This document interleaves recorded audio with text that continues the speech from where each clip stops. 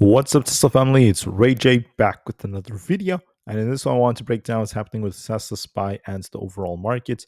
Just know that I am not a financial planner. So, as far as Tesla's going, we're looking quite bullish. I mentioned as long as you hold above 426, we're expecting the 430s, which is where Tesla has gone to. And we could go a bit higher for 440 very soon.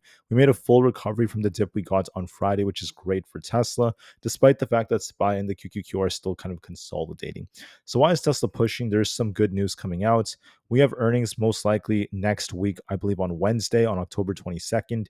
This could be very important for Tesla, and there's a lot of optimism associated with that. And there's also been some more good news coming out about how Tesla is now working very, very hard. We actually heard this from Tesla's vice president, Tao Lin, who posted on Weibo that the Tesla Shanghai Gigafactory began its fourth quarter production ramp ups. Typically, Q4 is Tesla's biggest quarter in terms of deliveries, and the Shanghai area is once again working very hard to increase their volume. That's some very, very big news coming out. So there is confirmation right now that they are once again improving what's necessary and getting ready for the fourth quarter. So that is some good news. And finally, we had Dan Ives, who came out from Wedbush Securities. He said that Tesla has a massive presence in China, which gives it a clear advantage in sourcing rare earth minerals and magnets. While Tesla can once again get dented by its raw material tightening in China, the company is the best positioned amongst the US automakers to navigate any speed bumps on this front. So that's some very, very good news. And there's been a lot of optimism so far.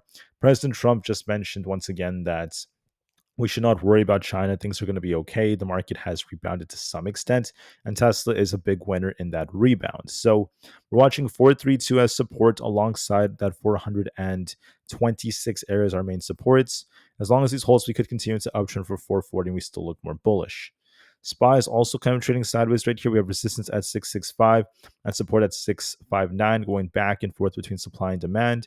We're just kind of stuck right now. If we lose 659, we still could come back down to fill the gap. Or if we break 665 to 666, we could be breaking out a lot higher. We're just range bound, so be patient for now, and we'll see which way we go tomorrow.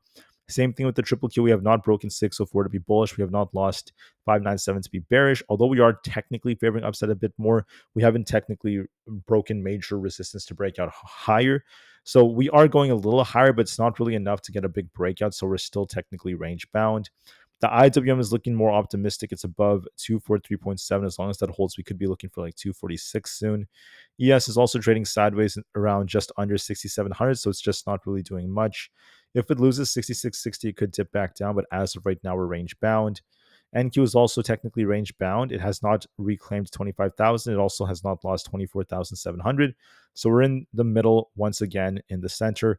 Bitcoin looks more bullish, favoring 116,000. Tesla once again is looking more bullish. It could be going for 440 soon if we could hold above 432. If it doesn't hold, I think we could retest 426. But overall, Tesla's still doing a great job. Nvidia is consolidating between support right here at this 187 area and resistance at 189, going back and forth, not really doing a whole lot. Apple's dipping right here. We need to get back above 249 to continue to push. If not, there's a risk of 247. Palantir is making lower highs. Unless we hold above 177, we're going to be favoring 174. On AMD, we're on a downtrend. We're going to see if we could hold above 212. If not, we could be dipping lower towards that area. Coinbase is trying to bounce here. We're going to see if we could retest 362. If we lose 350, we're looking for a bearish move back down. But as of right now, we're favoring more upside. Amazon's consolidating right here. If we break past 222, we're bullish. But if we end up breaking past 217, we're bearish. That's going to be very interesting. Meta is also trading sideways. If we can break past 717, it's bullish. But if we lose 708, we're turning back down. I just see consolidation. Google looks more bullish, favoring essentially 246. And then Microsoft is going to be favoring 515. Looks pretty good to me. The VIX also got a rejection. As of right now, it's rejecting, but could dip a little bit more. But overall, the market still looks more bullish. So keep that in mind. The bulls have a bigger edge. So that being said, I thank you all for listening. The market is consolidating, but Tesla is showing more strength. Let's see if 432 holds. If it does, we're looking for a continuation for 440. With that being said, please have a good rest of your guys' days, and I'll be back very soon with another update. Until then, I wish you all nothing but the best. I'll see you guys in a couple of hours for a more detailed update on Tesla and the markets, and peace out.